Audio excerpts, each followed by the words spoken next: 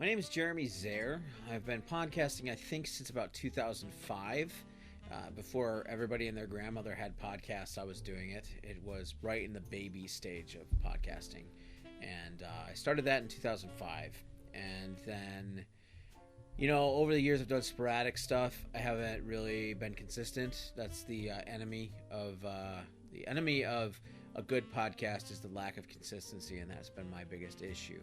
But I've been podcasting off and on since then. I did a radio show.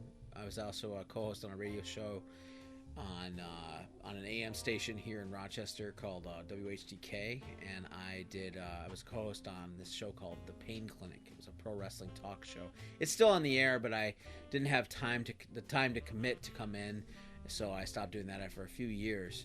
But I did that back in, I think, between 2008 and 2011 was when I was doing that consistently. And then after that, it was sort of off and on. I'm on the show once in a while. And my latest show is called Peace, Love, and Robots, which I started in August of 2020. So that was my latest show. That's still going. I've been going for about 6 months on that one. My favorite part about podcasting is when you can do anything talking to hundreds of people without wearing pants and not getting in trouble. Not really.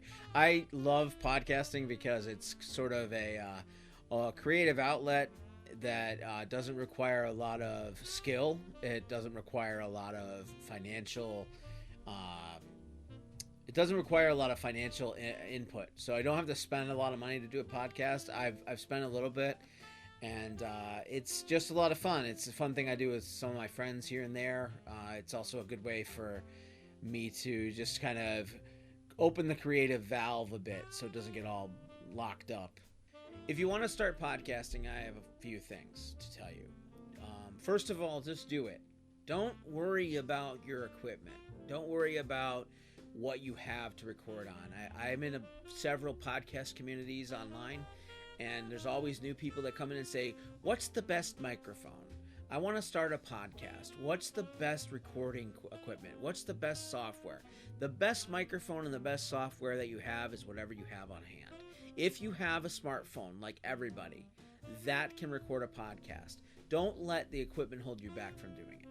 Secondly, don't expect to be successful. Success is based on what you believe success is.